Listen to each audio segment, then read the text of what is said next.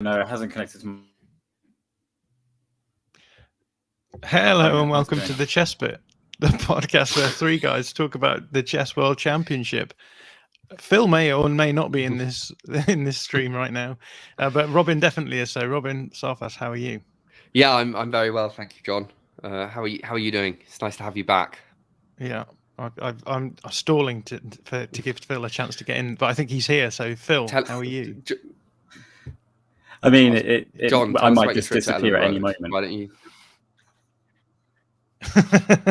Okay. Well, everyone keep your fingers crossed. Yeah, my trip to Ellen Road was good. Leeds scabbed a late penalty, which is always nice. We were pretty lucky, to be honest, to get the result we got. But here we are, 3 points. And at this point, I don't really care because we only need 3 points every once in a while to avoid relegation. So it's all going well. Would you say that at this point, 3 points is the point? 3 points is the point at this point, yeah. Speaking of points, there was once again a sharing of the points in the World Championship again today. Let's talk a little bit through the game. We saw the Roy Lopez again, so we're seeing that sort of tactical probing in that same line. We saw the A4 line again this time around from Nepomniachtchi, and Magnus played a slightly different response to that with his rook to, I think it was to B8, and yeah, the game unfolded from there. So who wants to kick off and talk us through the sort of the sweep of the game? Robin? Yeah, my thought with this, it's interesting to look at. We mentioned that each kind of there's a narrative of how the lines that they play will progress, and there's kind of two sides to that. One with Magnus as white and one with Magnus as black. I think we've seen that when Nepo has the white pieces, this E4 stuff, we saw I think what we can surmise so far is that Magnus was certainly happier with the first game because it was Nepo who deviated in his second one, moving to this A4 anti-martial instead of the H3 anti-martial, and then Magnus was the one who deviated in his response to that today since game two. He went for Rook B8 instead of Bishop B7, and so that, I guess, tells us sort of retrospectively how happy each of them were with previous games. But it's showing that, I guess, that they're both making changes, both trying to catch each other out. I guess it's good. It's not just one player sort of putting the blinders up and then the other just trying various different lines in something and hitting a brick wall. I thought that Nepomniachtchi probably got his biggest advantage with white today, even though it was still, fairly wasn't sort of at the stage of complete winning chances yet. But I think from my sort of glance at the position, it looked like he needed to get that C pawn rolling. That was sort of what I kind of thought of the position before I looked at it with the computer. And the computer, I think, at some point did give C4 as the sort of most testing move. So yeah, I don't know if we'll see that position again now, though, is the thing. So it's I think perhaps back to the drawing board. Probably maybe Magnus will probably not venture this Rook B8 line, though. I think Nepo will be happy with this A4 stuff, because it seems to be that Magnus certainly isn't getting anything against him, and Magnus, I think, is likely to change. Phil, what did you make of it? I completely understand why Nepo didn't play the move C4, which gave him this advantage, because any pawn move or any capture changes the entire structure of the game. Yeah, that's just how it works. And to play a sort of slightly innocuous rook move instead, he probably felt that he was keeping that advantage and he liked the structure he had and he didn't want to change it. So I can clearly understand why he didn't. That doesn't mean he shouldn't have played it. And yeah, I mean, Magnus in the press conference just now has said that he was really bricking it. Yeah, about C4 being played, which I'm assuming hasn't really happened with any other individual move so far in this match. And Magnus's defense was very, very strong. Yeah, Geary on the live stream, Anish Geary, was very, very complimentary about Magnus's move F6, which just shored up everything, but left some holes that Magnus had clearly calculated could be filled. Again, but we're talking minutiae again. It's just this one move, really. C4 on move 20. out of how many moves did they play in the end? Like they got to 40 odd, didn't they? 42, 43. Yeah. That one move out of 85. There was a moment where an advantage could have been dragged out of this match. It's a little bit disappointing, I think, because Nepo was up on time at that point, and I get what you're saying about it being it's committal. It being committal, like you said, right? Pawn moves, you can't take them back, and that rookie 8 move is just a bit less, as Anish called it at the broadcast at the time. I think it's just a bit softer. And stuff. And I get what you're saying about the desire to, if you have an advantage, to maintain it. But at some point, there's no use in an advantage if you can't at some point convert it. And it just felt to me like C4, sooner or later is going to have to be played. So maybe invest some more time in thinking, can I play this move now? I don't, obviously it depends what kind of player you are, but it feels like Nepo's playing against himself to not play these moves, which are perhaps more double-edged, perhaps going to be more with the initiative. So is a little bit disappointing, but at the same time, I guess it's at least it's the closest we've got to a position, I think, where one of the players with white has just got a sort of opening edge, like just a sort of what you would classically think of as like the advantage you're kind of hoping to get with the white pieces, where you've got the chances and things, and so a little bit as someone who's picked Nepo to win, he might not necessarily get bias. Yeah, he might not necessarily. No, but what I mean is he might not. But it's just a bit disappointing that But it's too early to have said that was his chance. But at the same time, you would have got 9 games. Especially, I opened the position and I was sort of for work. I couldn't sort of watch the game from the start, so I tuned in basically at that moment. And I looked at the board and I just sort of, my first thought was, can you play C4 here? I'm obviously a crap chess player. Compared to Magnus, and probably even compared to Jan. So, so I'm sure he considered it for a long time, and I'm sure he thought it was the best thing to do. But I guess it's one of those arguments in favor of the fact that at the moment players are they're more scared of doing things that are going to lose them games than they are eager to do things that are going to win them games. Yeah. And isn't this what it comes down to? I mean, I know we've had a lot of conversations about, is drawing a lot a problem? But a draw isn't simply just, players not being able to beat other players. It's also a decision by players to maintain parity too. And I think that's kind of what's interesting about this, because as you say, if these players need to make dangerous moves, then those dangerous moves are there. But that dangerous move is always an equal and opposite dangerous move for the other player if you get it wrong. If you get it wrong, I guess that's the thing, right? What you need is the advantages that they're getting from sort of in order for one player to get some advantage, right? The other player must at some point give them something, right? If make we're talking about center pawn loss here with just a few extra center pawn loss, right? And so that you're going to get then maybe one move which is going to sort of retain that advantage. And what you're doing is you're requiring a series of moves in a row where one player is finding the one that's really just milking everything out of the advantage that his opponent's giving for long enough that he gets something which is really sort of more obvious to play. And I think that's the thing here, right? Maybe, Nepo had that moment, but then if he had played C4, he would have then had to find probably a few more of those moves. And it's just very hard to see one of them at the moment, the way the match is sort of shaping up, sort of stringing together that level of basically perfect play. Especially when potentially those moves might seem risky.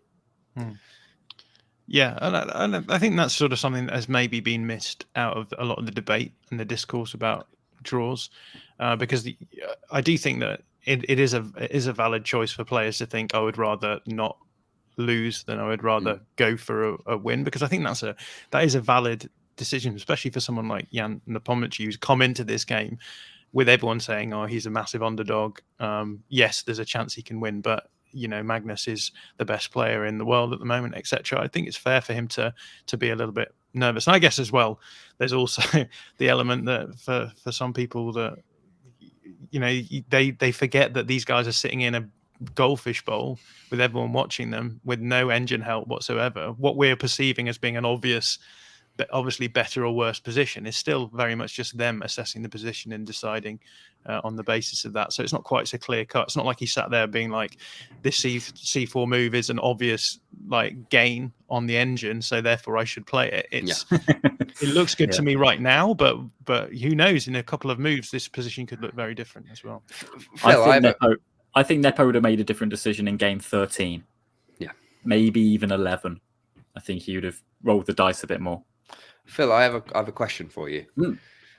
Looking at that position on move 20, if say you and I were you were conducting a chess lesson and I was your student and I showed you this position, right? And we got to here and we hadn't looked at if we were looking at that, would you have said, okay, I think, did you consider C4? What would you have kind of said about that position at the time, I guess, is my question. I know this is slightly an esoteric sort of tangent to take you down, but it's an interesting question. It's one I should probably think about more. And I don't mean this as a test of your sort of chess playing ability, right? Would you have seen the right move? But more just I guess I don't know how. I'm using it as sort of a proxy for how much Jan would have really considered it at that moment, I guess. How obvious it was as a potential move, I guess. I think you clearly want to place. Yeah, I think you clearly want to play C4, C5 to start chucking pawns up at Magnus's, because White has more space. Yeah, and you've got two options there. You either keep pieces on and just keep doing what he tried to do with Rook D1, or you chuck pawns further forward to gain even more space, and that's the two options he had. And he went for a more circumspect one. And if I was in a lesson and my student, if you played Rook D1, and I wouldn't have had a go at you for not playing C4. Yeah, no way. I'd have been very happy. No, of course. Control. Yeah. I guess and it puts a question to that D6 bishop as well, doesn't it? Right? It's just starting to, because C4 obviously C5 suddenly becomes then the next idea, and it's a bit more uncomfortable. But yeah, it's also I remember one of the, because for anyone who doesn't know, Phil does occasionally teach me, and I think maybe in the first time we looked at a position, you talked about the sort of pawn moves. The committal nature of pawn moves, something Stan Shanklin talks about a lot in his books, and it is you can't take them back. So I think it's easy to criticize Jan with a computer. Yes, I agree. To take that question and run with it a little bit further, what difference do you think it would make if you're considering this chess game in isolation versus it in a match? Do you think that would change your assessment of that position? I think Nepo would have gone for it more easily in a standalone game in a tournament. Just lower stakes. Anything with lower stakes, especially knowing his style of play as well. Yeah, good to see people in the chat. So Duncan has been ever present pretty much for us. So it's great to have you on board, Duncan. Has he ever left? Been waiting. We should get him on our YouTube channel. yeah. But it's great to have you on board, Duncan. Hope you're enjoying the World Chess Championship, and hope you're enjoying these streams. And also, JB, like a bad smell hanging around.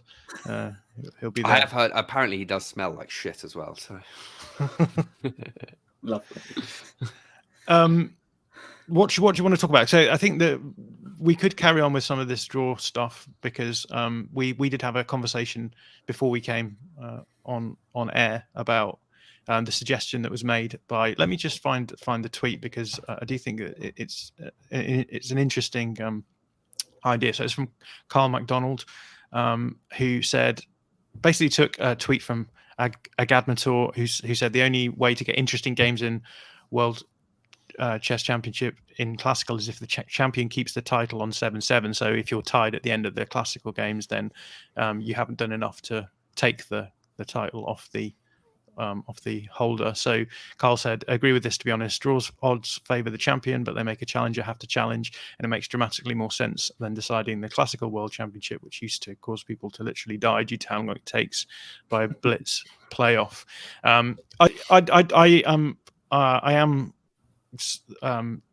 I do take this argument to be a convincing one to an extent, but I think the problem is that in the current era, Magnus would just win all the time because he's good enough, I think, to be able to maintain draws.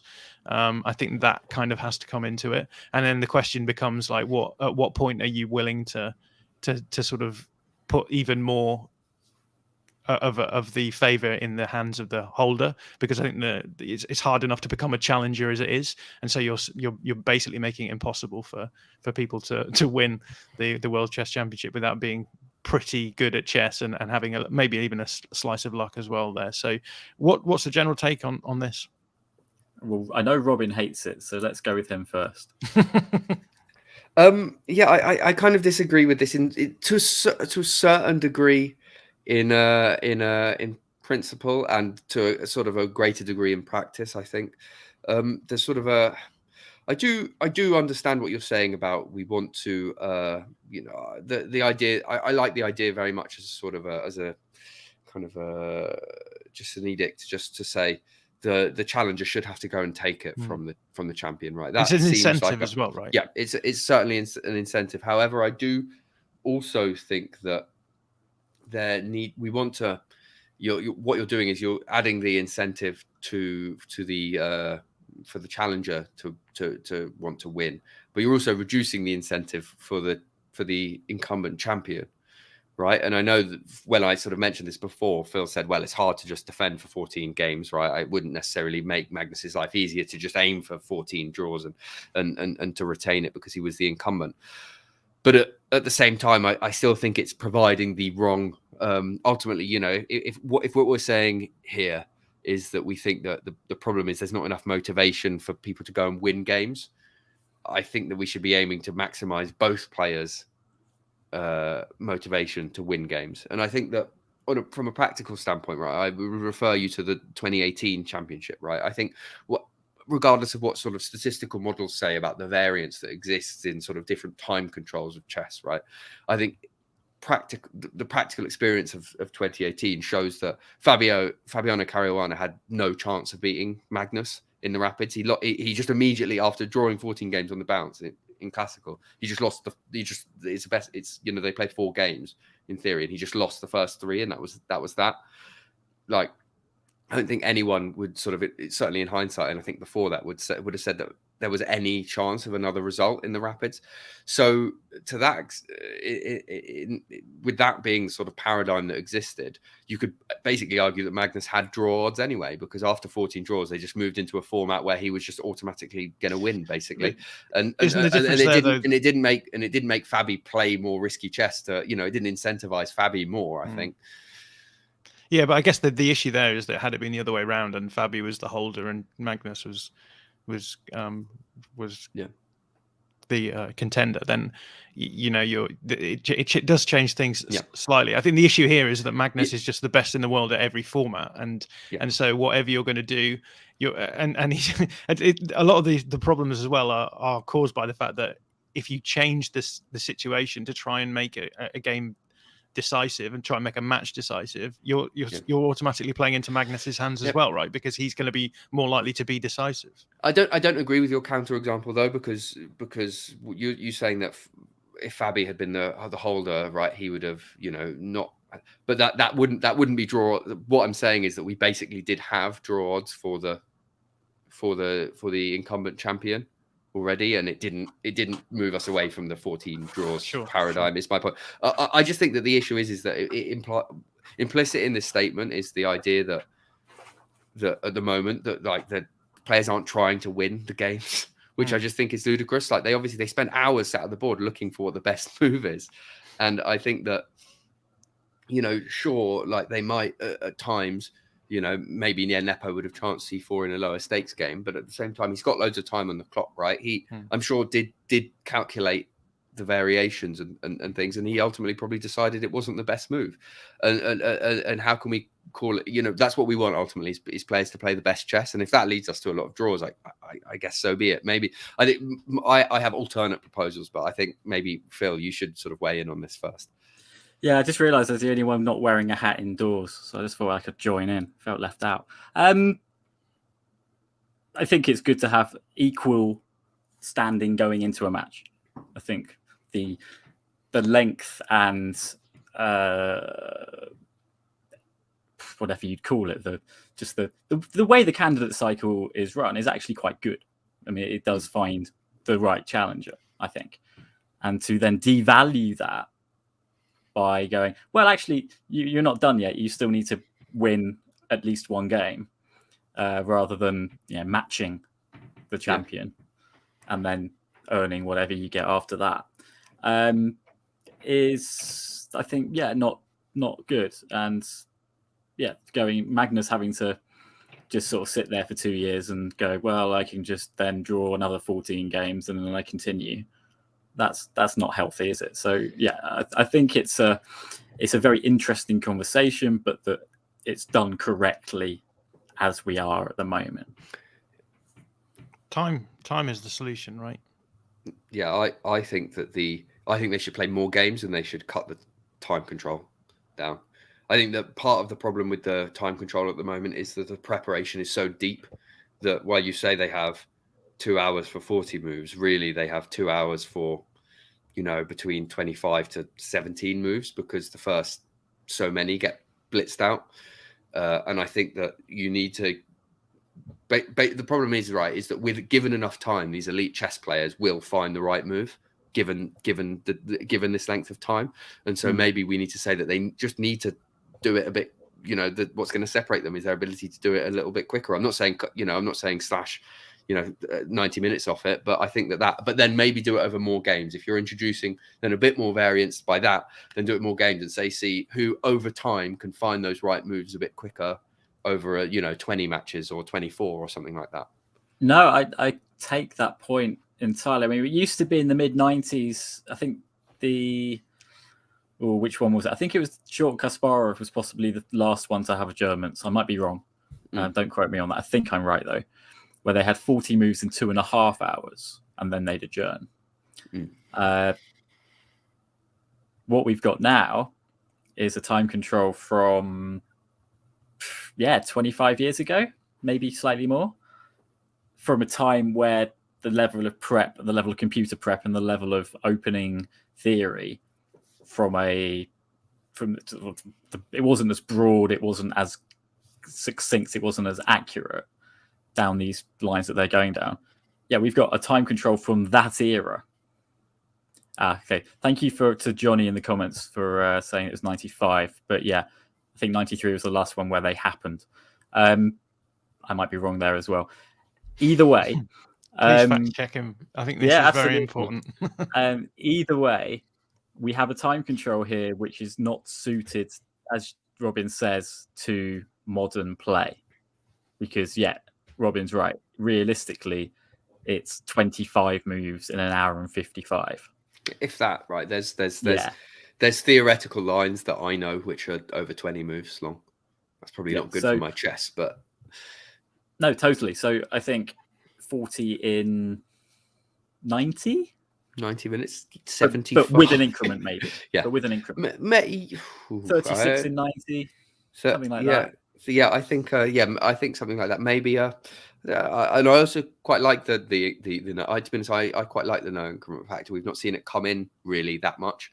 Maybe Magnus got a bit ropey on the time in game 2, but I think that it because ultimately, right, like you say, both players go into it equally.